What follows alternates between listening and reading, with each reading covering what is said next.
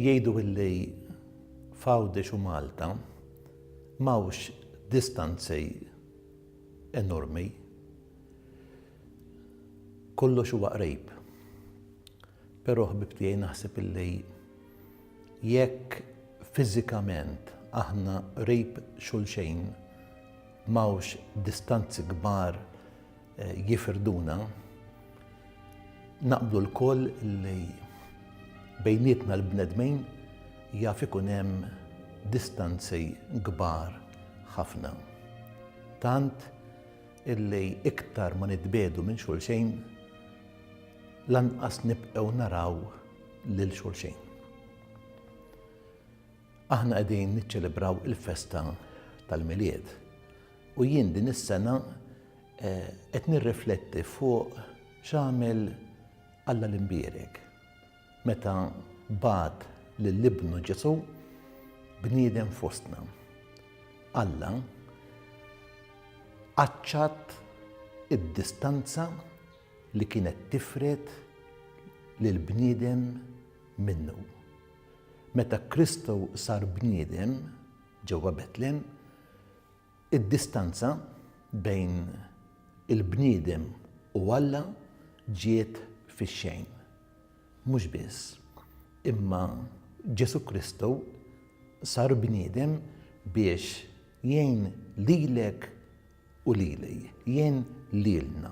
Ħalli kemm jista' jkun inqassru jew saħansitra neleminaw id-distanzi li jifirduna. Allura, x'inhu l-messaġġ li nixtieq inwassallek f'dan il-milied? Huwa proprju illi inħallu lil din it-tarbija ta' Betlem li tisir ilna ħafna mill-enerġiji tagħna f'dan il-milied. Ma jien nixtieq li tisir ilna qlubna u tenna biex kull wieħed u waħda minna naraw x'nistgħu nagħmlu ħalli inqassru dawk id-distanzi illi qegħdin jisseparawna minn xulxejn.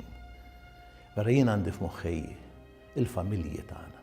Il-familji tagħna suppost x'veru huma dak l-ambjent fejn assolutament m'hemmx distanzi, imma ir-realtà hija mod ieħor. Għaliex hemm miż-żewġejn forsi jqogħdu taħt l-istess saqaf imma huma l-bogħod minn xulxejn. Hemm ġenituri u wlied. Jiġifieri il-familja għandha bżonn tiġi mejjuna biex propju tnaqqas dawn id-distanzi. Imma mhux il-familja biss. Jiena jġuni f'moħħi il-kollegi fuq ix-xogħol. Kemm hemm distanzi illi nkunu minkeb ma' minkeb fiżikament imma mbagħad inkunu mifrudin minn xulxejn. Għandi f'moħħi kull qasam tas-soċjetà ċivili tagħna, is-soċjetà politika tagħna. Kemm hu grazzja għall-milied illi aħna f'dawn l-ambjenti mhux inwessew id-distanzi imma nagħmlu dak li Alla għamel għalina illi kemm jista' jkun naraw kif immiddu pass f'direzzjoni illi tqarribna lejn xulxejn.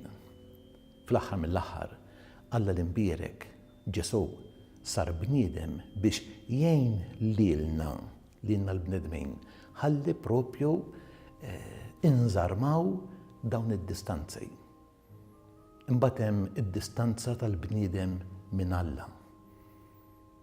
U naħseb jaf ikun hemm diffikultà biex il-bniedem jara kif jista' jirbaħ din id-distanza. Jien illum irrid nagħmilek kuraġġ għaliex dan kien il-motejf għaliex Kristu sar bniedem propju biex jgħinna nirbħu dak kull li inħossuh qiegħed ibedna minn Alla tagħna, Alla li jħobbna. Imbagħad nixtieq nagħmel ukoll stedina lil dawk li huma distanti mill-Knisja, u nagħmel appell lill-Knisja biex taraf ma tkunx distanti mill-bniedem tal-lum. Dan kollha huma sfidi sbieħ illi il-miliet għandu jistimulana biex naħdmu fuqhom u nirbħuhom. Imma l-aħħar distanza li rrid insemmi hija bejn il-moħħ u l-qalb. Jidhru qrib ħafna ta' xulxejn, imma xi drabi huma separati minn xulxejn. Jien ma nistax naħdem b'qalbi mingħajr ma nikkonsulta lil moħħi. Imma lanqas ma nista' naħdem bl-intellett jekk ma jkollix ukoll il-qalb attiva. Dawn huma l-ftit ħsibijiet jew aħjar xewqat li minn qalbi nixtieqilkom għal dan il-milied. Il-milied it-tajjeb.